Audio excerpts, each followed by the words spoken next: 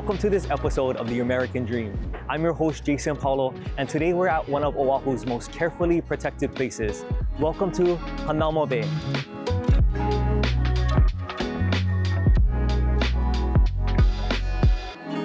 More than 30,000 years ago, a violent volcanic eruption in the Koko Head region blasted a crater into the coastline.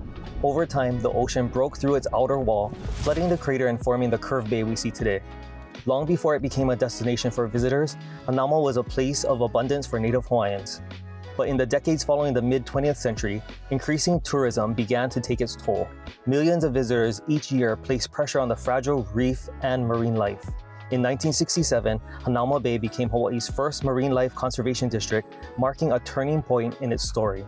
To better understand how Hanauma Bay is cared for today and why education plays such a critical role, we're joined by Nate Serota with the Honolulu Department of Parks and Recreation. Now, for those viewers who may only know Hanauma Bay as a beautiful snorkeling spot, how would you describe what it truly is and why is it so important to Hawaii?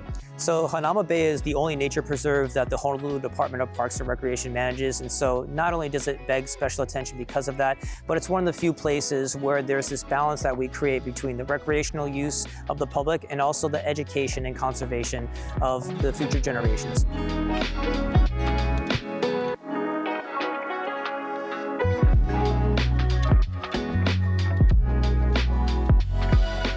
So Nate, we're looking out at Hanauma Bay right now. Is there any points of interest that you would like to point out for us, or any do's and don'ts that you see the visitors down there doing? Yeah, absolutely. So when people come down to the Hanauma Bay, after they see the education video, they'll have the opportunity to descend down to the beach. You can kind of see the color gradient, how it's different between the reef and the sand. So as I mentioned before, you really don't want to touch the reef and you don't want to stand on the reef. So people who are, maybe not as well versed in the ocean and aren't as comfortable in the water will sometimes get panicked and stand on the reef. We really want to discourage that. So wherever you, right there. yeah. So when you touch the reef, you're damaging it, right? You're restricting its ability to grow. And so standing on the sand, and then when you're comfortable to float, then you can go over the reef and explore the fish that are there.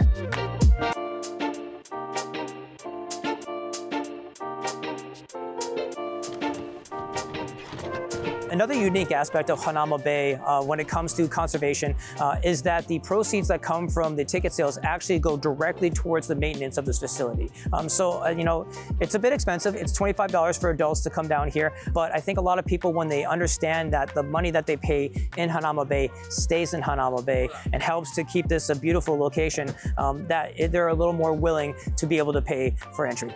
Change is a pretty constant thing that we have in our lives, but some of the most beautiful things that we enjoy here in Hawaii have been here for thousands of years, and I hope Hanauma Bay is as beautiful as it is today, if not even more beautiful in the next 1,000 years.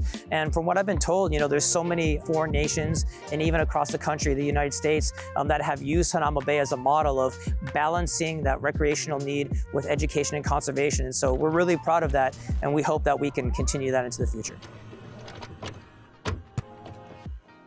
Hanauma Bay hasn't only been shaped by policy and education, it's also been shaped by people.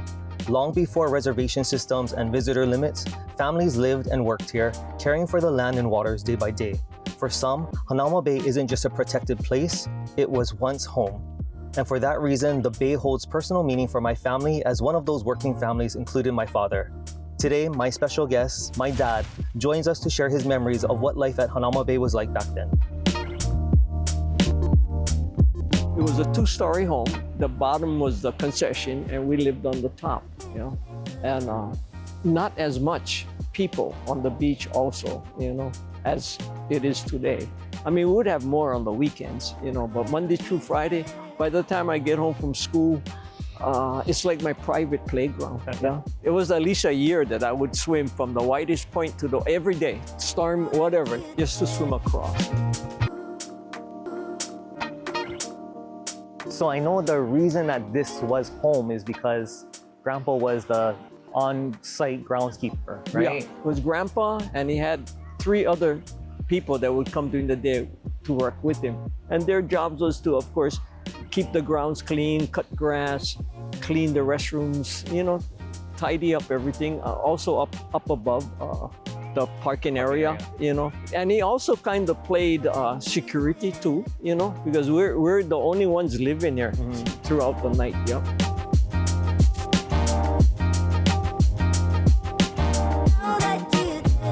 So Dad, I know you grew up all over the island, but what about living at Hanauma Bay kind of stands out to you the most out of everywhere else?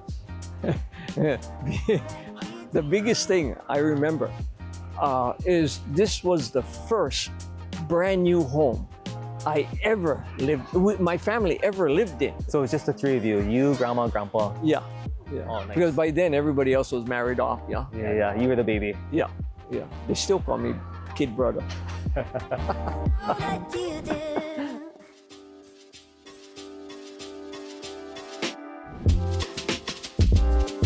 From thoughtful conservation to personal history, Hanauma Bay shows us what's possible when protection comes first.